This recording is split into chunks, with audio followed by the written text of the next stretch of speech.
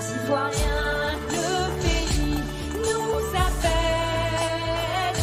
Si nous avons dans la paix ramené la liberté, notre devoir sera à nos aides de l'espérance promise à l'humanité en forgeant unis dans la foi nouvelle, la patrie de la reine fraternité, la patrie de la reine fraternité, la patrie de la reine fraternité. À certains frères, à tous les cyberactivistes pro-RIDP. Les gars, vous voyez, on a été tous frustrés, on a été tous, en tout cas énervés, quand on a vu le site officiel de l'ambassade de Côte d'Ivoire publier l'ambassadeur avec Éléonore, la boniche. Ça dit que tellement elle est bête, ils l'ont pris, ils l'ont déposé dans ma famille là, dans le rôle le plus bête. Tellement elle connaît rien. Ça nous a tous pincé le cœur. On a fait des vidéos. Dieu merci, l'ambassadeur là, Bandama, il a compris. Il a regardé. Il a vu qu'il a fauté. Il veut se racheter. Du jour au lendemain, on nous appelle et on nous dit, demain, il y a réunion, l'ambassadeur nous appelle. Les gars, tant qu'on n'est pas soudés, tant qu'on ne se met pas ensemble, il y aura toujours foutaise dans notre accueil comme ça. Moi, j'ai été invité, j'ai dit que je ne peux pas. Et je ne travaillais pas. Dans les cas de figure là, même si on ne se parle pas, je pense bien qu'il y a un aîné parmi nous qui peut prendre l'initiative d'appeler tout le monde. Les gars, l'ambassadeur a besoin de nous. Bon, on va lui dire de remettre son invitation pour que nous on se concerte. Comme c'est le représentant direct de la Côte d'Ivoire ici, là, c'est le président de la République là.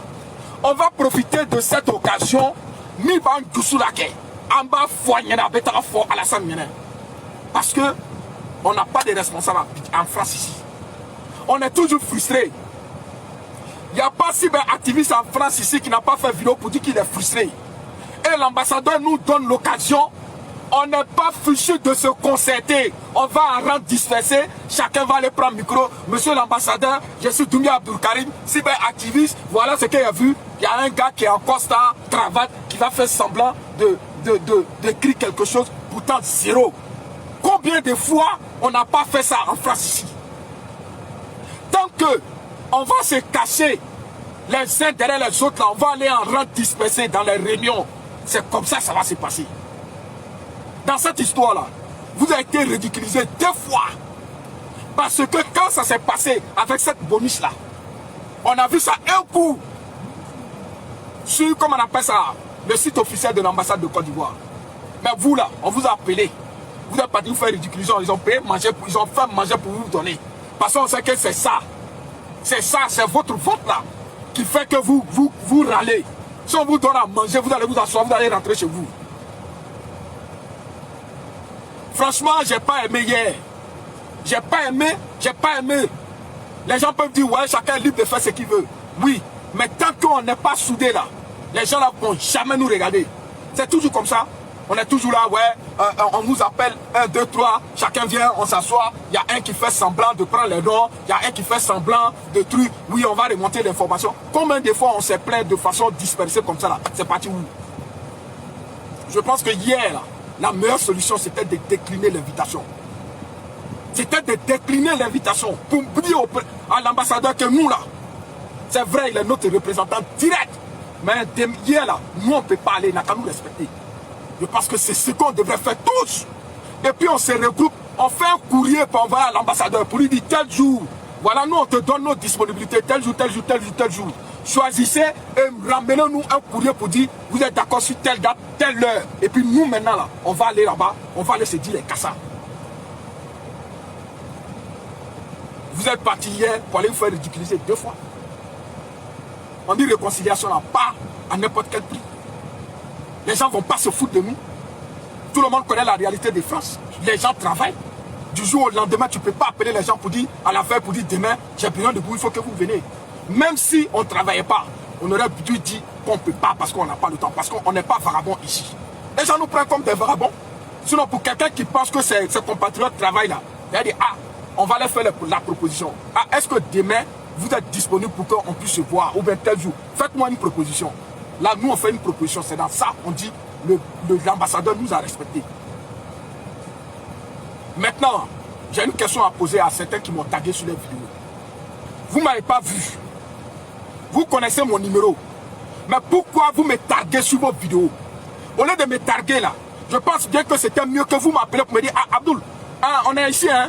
On dirait qu'on a l'impression que tu n'as pas su, ou bien ils ne t'ont pas appelé. Bon, on est ici à l'ambassade de France, voilà. Là au moins, je sais que vous avez de l'estime pour moi. Vous me targuez pour vous moquer de moi, waouh, ou bien vous me targuez pour savoir que, pour que je sache que vous êtes à l'ambassade de Côte d'Ivoire. À l'ambassade de Côte d'Ivoire, on rentre là-bas tous les jours. On rentre là-bas tous les jours. Est-ce qu'on a besoin d'audience pour rentrer à l'ambassade de Côte d'Ivoire, pour me targuer sur vos vidéos pour montrer l'ambassade de Côte d'Ivoire? Merci, comment on appelle ça, Mustapha de Karamoko. Hein? Franchement, j'ai pas aimé. Il ne faut pas être toujours facile comme ça. Si on est trop facile là, les cadres là vont jamais nous respecter. Les cadres là vont jamais nous respecter. Quand on parle, vous allez penser que c'est comme ça, machin. Les Senghans, nous on appelle ça chez nous au nord là-bas, les Senghans. Ça dit que les transfuges là, les injectés, je pourrais pas, les injectés, eux là, ils sont bien traités. Que vous, les souches, vous avez fini de crier. Le maire là, l'ambassadeur, il a vu qu'il a fauté. Maintenant, pour vous acheter, il va vous appeler. Vous allez venir poser, ils vont mettre 100 € dans l'enveloppe pour vous donner. Et tiens, elle n'est pas à 100 € près en France ici. C'est pas pour ça qu'on est venu. Maintenant là, Renault là est fini. Qu'est-ce qui a été préparé pour notre futur? Rien. Rien du tout. On dit, il y a plein de relances pour la jeunesse. On est en France ici. Qu'est-ce qui nous a été proposé par le ministre notre ministre de tutelle? Fouille. C'est-à-dire que l'aide du ministère de la jeunesse là, c'est quoi au pays? Ça ne veut pas dire que les gens qui sont ici n'ont pas de projet. Mais rien n'a été fait. Absolument rien. On a eu une seule rencontre avec notre ministre. Et ça, c'était une rencontre politique. Ce n'était pas une rencontre de ministre de la jeunesse et la jeunesse de Côte d'Ivoire. Ça n'a jamais été fait en France ici. Mais qui en parle? Personne. Ce n'est pas parce que le ministre n'a pas de budget pour convoquer une réunion en France, il nous raconte ici avec la jeunesse ivoirienne pour discuter de projets avec la jeunesse ivoirienne pour dire, bon, voilà, j'ouvre un guichet ici, ceux qui veulent, qui ont des projets, machin, voilà. Mais à Maquet, ça n'a jamais été fait. Et vous ne voulez pas qu'on dise que notre propre pouvoir nous combat, notre propre pouvoir nous haït, notre propre pouvoir ne nous considère pas. Il faut qu'on le dise. Voilà pourquoi aujourd'hui, moi, j'ai décidé de ne pas faire vidéo pour soutenir quelqu'un, à part le président de la République. Non, au Bana. Au Bana. Et puis, bénévolat que je fais là, au RHDP actuellement là, c'est parce que le président Alassane Ouattara, il est là. Si Alassane Ouattara n'est pas là, tant que tu ne me donnes pas enveloppe, je ne bouge pas. Je n'allume pas ma caméra. Jamais de la vie. Si le pouvoir veut, ça n'a qu'à changer. Au Benambek d'outils. Malgré que vous qui avez l'argent aujourd'hui, vous allez fuir du pays aussi. Malgré que nous, on sera maltraités au pays, vous serez aussi en exil. Des cas, donnez toujours ma voix. Donnez toujours mon sang pour vous et vos enfants. Pendant que vous mangez à l'aise, malgré moi-même là, on dit, je n'ai pas besoin d'argent. Je veux simplement un regard. Je veux simplement une affection. Mais ça là, c'est un problème pour nous donner ça. Ça, c'est un problème pour nous donner ça. Hein? Et si on veut parler de réconciliation, on appelle tous les cyberactivistes de l'opposition, du pouvoir en place, cyberactivistes indépendants, et puis on les réunit dans une salle, comme on l'a fait hier, et puis on s'entretient avec eux, et puis à la sortie de là, on leur donne des conseils, et puis on leur demande de mesurer leurs propos, on leur demande de se réconcilier, on leur demande de s'aimer, et si ça peut prendre une journée, 2 journées, Oui, on le fait. On ne reçoit pas quelqu'un, une personne individuellement, on finit de s'entretenir avec elle, on poste la photo, et comme ça a frustré d'autres personnes, on veut blanchir son image, on dit, bon, on va recevoir les gens. Et comment on reçoit les gens?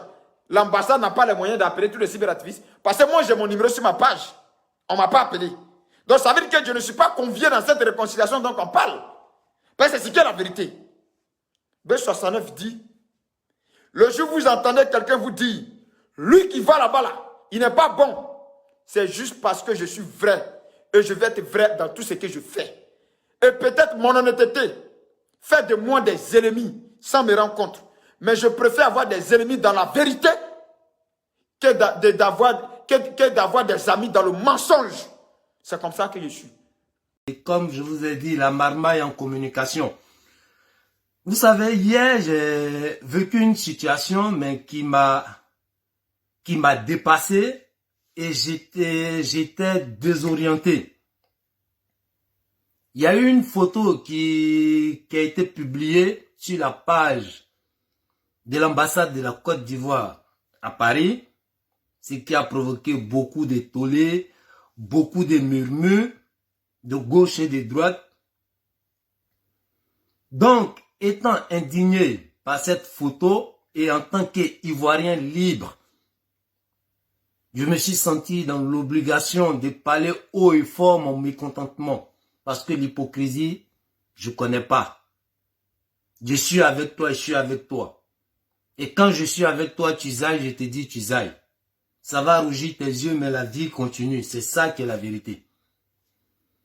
Donc, c'est ainsi que, voilà, le samedi dernier, en tant que des personnes averties, en tant que des gens dignes, en tant que des gens qui ont l'amour de leur patrie, j'ai décidé avec d'autres personnes inspirées de ces mêmes valeurs-là pour aller m'indigner devant l'ambassade de la Côte d'Ivoire. J'ai fait une vidéo dessus. Si vous voyez mes vidéos précédentes, je pense que vous allez comprendre pourquoi je fais cette vidéo-là aujourd'hui. Donc, apparemment, avec notre nom inférieur, mais je pense que on a été entendu en quelque sorte. C'est ainsi qu'on apprend que, voilà, il y a l'ambassadeur qui accorde audience à ses ressortissants. Quoi de plus normal de sortir, venir éclaircir la lanterne de tous les Ivoiriens, de telle sorte que les murmures s'arrêtent, de telle sorte que les interprétations s'arrêtent sur cette photo-là. Pas parce que je voulais prendre photo avec l'ambassadeur. Mais à cause des murmures, je me suis dit, il faut que je sois disponible avec des gens qui sont, voilà, animés de ces mêmes valeurs-là aussi. Il faut que je sois disponible à l'ambassade, aller poser des questions que j'entends dans les ruelles de Paris, que j'entends dans les ruelles d'Aubervilliers, qui me parviennent aussi par des personnes. Voilà. À travers mes vidéos, est-ce que je peux exprimer telle situation? Donc pour moi, il était de mon devoir d'être présent pour aller poser des questions. Encore une occasion qui court pas les rues. Combien de fois cette situation s'est présentée où l'ambassadeur essaie de rentrer en contact avec ses citoyens? Donc, je me dis, je m'en vais. On forme un groupe, on s'en va. Bien avant de partir, je savais que les hommes politiques ne vont jamais avec une confiance, c'est-à-dire sans réserve. J'appelle ceux qui doivent venir avec moi. Je les avertis, les gars, vous savez que là, on est sur un terrain politique. Je vous conseille de venir, genre, 1 heure en avance, parce que c'est quelque chose qui a été publié. Donc, du coup, il peut y avoir du monde. Donc, on est là 1 heure en avance. Comme ça, c'est sûr qu'on pourra rentrer. Ils vont pas prendre comme prétexte, ouais, il y a du monde, donc la salle est remplie. En plus, la salle n'est pas grande et tout. Donc, on vient 1 heure en avance. Mais avant de venir, faites votre test anti-hygiénique de telle sorte qu'on ne vous recale pas encore avec ça comme prétexte. tout le monde se soumet. Et on va à l'ambassade. Et chose bizarre, j'avais toujours ce pressentiment-là qu'il y a quelque chose de bizarre qui allait se passer. Donc, arrivé à l'ambassade, je dis aux gars, bon les gars, j'arrive, je vais à l'ambassade, et je vais à l'intérieur pour demander comment ça se passe. Parce que la première chose même qui a été bizarre, pourquoi l'information n'a pas été véhiculée, c'est-à-dire sur tout le réseau, de telle sorte que tout Ivoirien qui a des préoccupations puisse venir s'exprimer. Mais ça n'a pas été fait. Ok, il n'y a pas de problème. Donc, moi, je m'en vais, je demande, oui, bonjour monsieur, nous sommes là par rapport à la réception et tout. Le monsieur, il sort une liste à ma grande surprise. Il regarde, c'est quoi votre nom? J'ai dit mon nom et tout. Apparemment, il y a 2 noms qui concordent sur la liste. Et il demande mon prénom pour pouvoir faire la différence. Je donne mon prénom. Il me dit, non, monsieur, vous êtes pas invité. Je dis, mais c'est une invitation qui a été lancée. Normalement, tout Ivoirien qui a des préoccupations, je pense que est invité. Parce qu'il y a pas mal de bruit par rapport à la photo et même par rapport au service à l'ambassade là-bas. Donc, s'il y a une occasion de croiser l'ambassadeur pour pouvoir exprimer un peu son mécontentement et voire même apporter des suggestions, ça peut aider la situation. Mais à ma grande surprise, il y a une liste. Je veux poser des questions, le monsieur en tant que sécurité, il me dit, bon là, il n'a pas le temps pour vous parler, donc d'attendre dehors. Au moment opportun, quand les gens ils seront prêts à faire entrer les gens pour la cérémonie, ils vont me faire signe. Ou je vais régler avec eux. Donc j'attends. C'est ainsi qu'il y a une dame qui sort venir me voir du nom de Fatim Kamara. Oui, bonjour, c'est vous, monsieur Mété? Je dis oui. Alors, on m'a dit que vous êtes venu pour la cérémonie. Je dis oui. Mais malheureusement, vous n'êtes pas invité. Mais bon, c'est qu'on va faire. Il n'y a pas de problème. Donnez-moi votre nom. Vous êtes combien? Je présente les gars avec qui je suis. Et pour moi, on va sur une occasion de faire encore la pub de mon pays. Si l'occasion se présente, je vais avec un monsieur qui est français, mais journaliste. Mais en tant qu'époux d'une Ivoirienne, il s'intéresse beaucoup à l'actualité ivoirienne. Ah, mais lui, c'est qui? Parce que elle a vu le monsieur, c'est un blanc. Donc, elle demande, elle sait que, voilà, est-ce que c'est un Ivoirien? Ah, lui, c'est qui? Je dis, non, c'est un monsieur, c'est l'époux d'une Ivoirienne, franchement, qui s'intéresse à l'actualité. Donc, du coup, le monsieur, il est là pour faire, s'il y a moyen de faire peut-être un truc bien par rapport à l'ambassade. Un sujet là-dessus. Elle dit, bon, ok, mais au moins, il fallait nous prévenir. Je présente mes excuses. La femme, elle prend notre nom et tout. Et elle dit, bah, vous pouvez vous installer après. Ok, donc à 17h, je me mets devant le groupe, on s'en va. Les gars, partagez parce que je sais que les vampires vont venir. Ils n'aiment pas la vérité. Mais ça, là, on va dire, et tous les Ivoiriens qui ont des préoccupations sont invités. Il faut que cela, à un moment donné, on leur rappelle que ça suffit. Ils ne peuvent pas tout le temps manipuler la population comme ça. Donc, on rentre. Il y a un autre monsieur qui nous intercepte encore à l'entrée de la salle pour demander encore notre nom. Oui, bonjour monsieur, nanani nanana. Vous êtes là pour la cérémonie? Oui, c'est quoi votre nom? Je donne mon nom. Vous êtes cyberactiviste? J'ai dit oui. Mais c'est quoi le nom sur votre page, Facebook et tout? Je donne le nom. Le monsieur, il note. Je présente le monsieur qui est journaliste aussi et tout. Et on va s'installer. Il n'y a pas de problème jusqu'à là. Mais je sens toujours qu'il y a un truc bizarre qui va se passer. À ma grande surprise, le monsieur, il vient quelque temps après, il appelle le monsieur qui était avec moi. Moi, j'attends. Pendant quelques minutes, je ne vois pas le monsieur, alors que il est avec moi. Donc, Je me lève pour aller voir qu'est-ce qui se passe, vu que j'ai vu quand ils appelaient le monsieur. Donc, je m'approche, je demande c'est quoi le problème.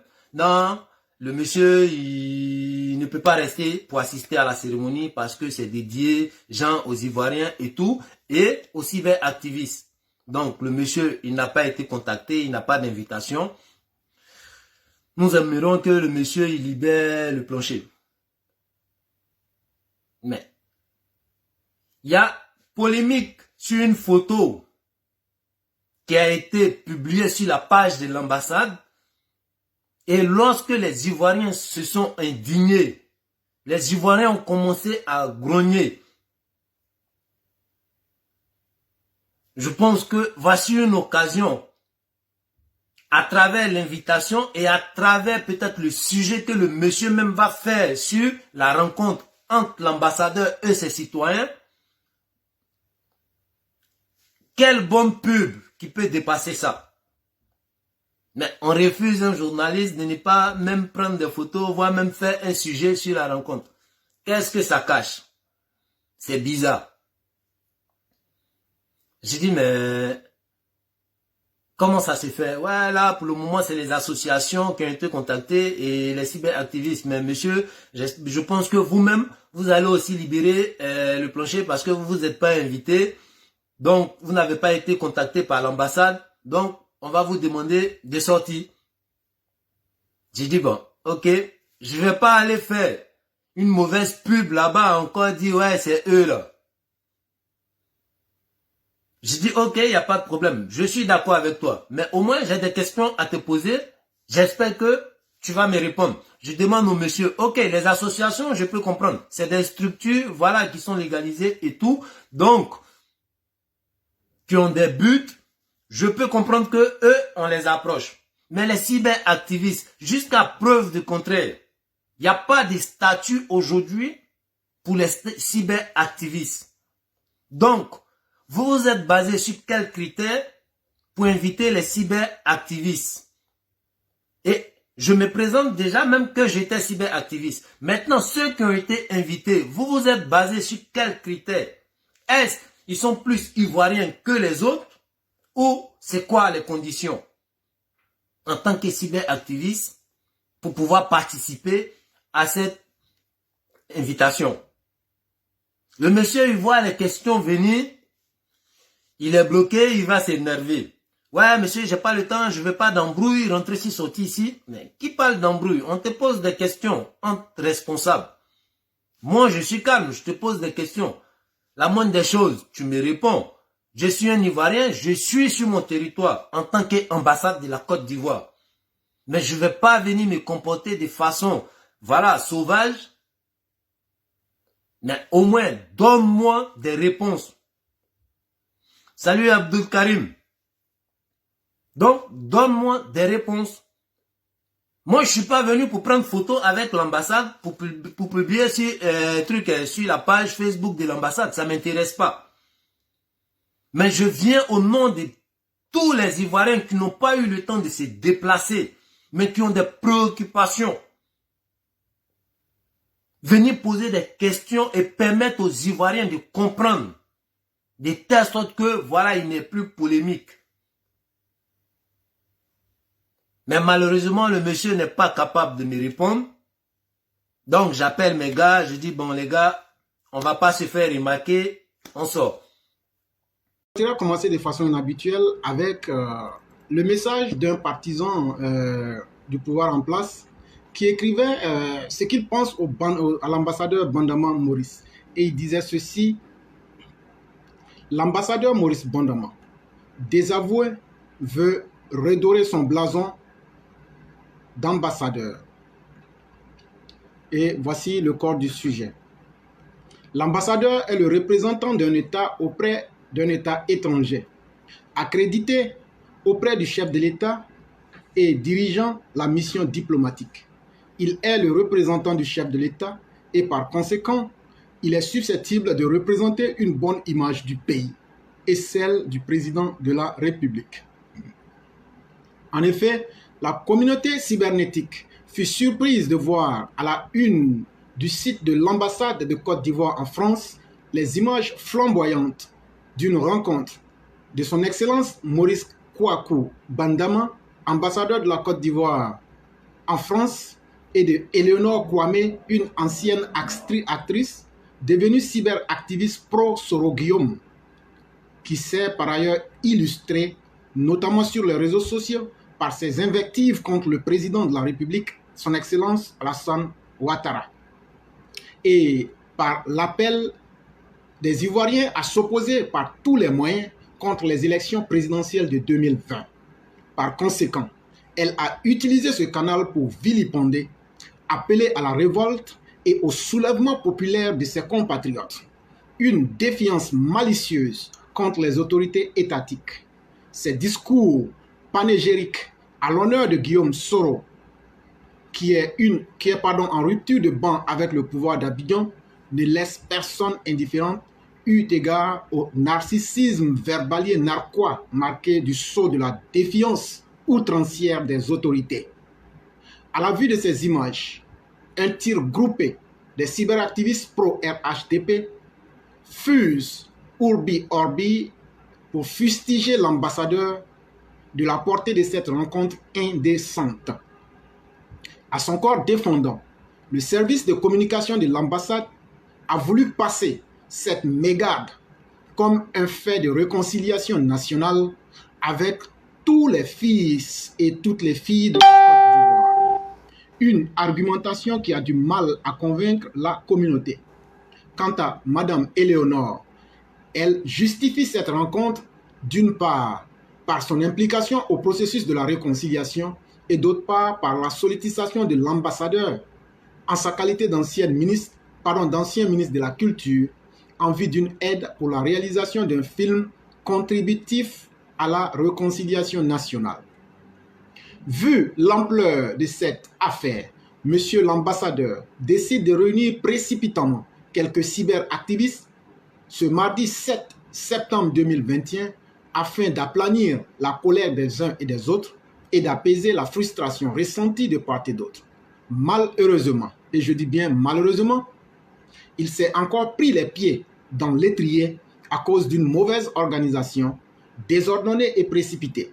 Une invitation de bouche à oreille officieuse qui a rimé avec du grenouillage. Cependant, quelques cyberactivistes ont honoré de leur présence à cette rencontre pendant que d'autres continuent de maugréer leur frustration et leur colère. Au regard de ce qui précède, nous disons qu'en sa qualité de représentant plénipotentiaire du pays et du président de la République, il aurait fallu organiser de façon républicaine cette rencontre afin d'amorcer la réconciliation, d'une part entre les cyberactivistes de tous les bords politiques et d'autre part entre tous les Ivoiriens de la diaspora. Mais hélas, il est passé à côté de cette prérogative. Et donc c'était ce qu'un des cyberactivistes souhaitait dire à l'endroit de M. Bandama pour dire que trop d'erreurs conduisent au chaos. Mais trop d'erreurs aussi peuvent signifier qu'on ne veut pas revenir à une vraie correction, monsieur l'ambassadeur. Et ça ne fait ni honneur à la Côte d'Ivoire, ni honneur aux Ivoiriens. Et tout ce qui se passe, vous auriez pu priver la communauté ivoirienne de toute l'humiliation que nous subissons aujourd'hui. Parce que nous voyons que carrément, des services même de l'ambassade, à vous-même, votre manière d'appréhender les différentes réalités, tout se fait avec de l'à peu près. Or, vous savez que celui qui confie son destin à la providence, il n'est pas évident qu'il puisse arriver à bon port. Et donc, est-ce dire que vous ne maîtrisez plus votre sujet? Voilà une question qui est posée pour les individus intelligents. Et que nous fussions les seuls à nous plaindre, on aurait dit peut-être que nous avons des problèmes, mais vous constatez qu'il y a toute une chapelle de cyberactivistes, bien sûr RHDP, qui remontent et qui font savoir que ce que vous avez fait n'a aucun aspect républicain. Et inviter des travailleurs en pleine semaine, comme si c'était une bande de vagabonds, n'était vraiment pas la meilleure des méthodes. Et les preuves ne finissent pas. Quand des cyberactivistes vous disent, quand on disait que c'était de quelque chose d'officieux, de quelque chose de caché et fait pour un groupe privilégié, on veut nous noyer le poisson dans l'eau. Mais ce langage-là ne peut pas passer avec des individus intelligents. Et vous voyez qu'au fur et à mesure que les différentes frustrations ressortent, d'aucuns vous disent qu'on peut les vérifier et qu'ils ont même leur numéro. Qu'est-ce qui a fait qu'ils n'ont pas été appelés donc? Et donc, ça veut dire que quand on veut évoluer dans le favoritisme, il faut avoir le courage d'assumer ses responsabilités. Bonsoir éclaireur. Comment allez-vous? Je vais très bien, merci. Il n'y a pas de problème. Donc, je vous passe la parole directement. Oui, en fait, je m'adresse ce soir à Monsieur Bandama, Maurice Bandama. Monsieur l'ambassadeur, je viens par la présente m'indigner par ce qu'il m'a été donné de constater quant à certaines pratiques au sein de l'ambassade de la Côte d'Ivoire en France. Je m'adresse à vous, Monsieur Maurice Bandama, en votre qualité de premier représentant de son Excellence Alassane Dramane Ouattara. En tant que tel, nous, Ivoiriens vivant en Côte d'Ivoire, avons un droit de regard sur la qualité du travail qui nous est servi par votre administration et vous le devoir de nous rendre compte. Mon argumentaire s'articulera autour de deux problématiques. La première concerne le cas Éléonore Kwame. Nous voudrions savoir le motif de la réception dans vos locaux de cette dame qui n'a de cesse d'invectiver son Excellence Alassane Dramane Ouattara et ses collaborateurs. Ne trouvez-vous pas qu'en la recevant, vous vous rendez comptable aussi des insultes qu'elle a proférées contre le président de la République et les membres de son gouvernement? Il semblerait qu'elle se soit rendue chez vous pour solliciter des aides pour tourner un film. De quel film s'agit-il? Éléonore, metteur en scène, laissez-moi rigoler. La deuxième raison qui justifie la présente adresse à vous concerne la lenteur administrative. Monsieur Bandama Maurice, êtes-vous au fait de ces pratiques? En effet, pendant cette période estivale, vos concitoyens ivoiriens qui ont depuis 1 an, voire 2 ans payé les frais pour l'obtention de leur passeport ont été obligés de débourser la somme de 110 €. 10 € payés en ligne et 100 € payés comptant, sans traçabilité. Pourquoi refuse-t-on le règlement des 100 € par chèque ou par carte bleue? Que faites-vous de ces 110 € imposés aux Ivoiriens qui ne demandent qu'à rendre visite à leurs parents restés au pays? Il existe des parents qui attendent l'extrait d'acte de naissance de leurs enfants durant 6 mois, voire 2 ans aussi. Ne parlons pas de ceux qui sont privés de leur carte consulaire. Monsieur l'ambassadeur, nous possédons des preuves des cas que nous venons d'évoquer. Nous vous exhortons à un changement dans le traitement des dossiers administratifs. Nous vous exhortons aussi à vous inspirer de notre bien-aimé président, travailleur infatigable. Vous êtes un bras cassé, organisateur d'un système de dessous de table. Nous espérons que vous allez nous donner satisfaction dans les plus brefs délais. Si vous vous faisiez rappeler aussi en Côte d'Ivoire, nous nous en réjouirons, car après ce qu'il m'a été donné de voir et d'entendre, vous n'êtes pas rassembleur. Que je vous le dise. Vous n'avez simplement pas la moindre compétence d'un représentant du président de la République, M. Bandama.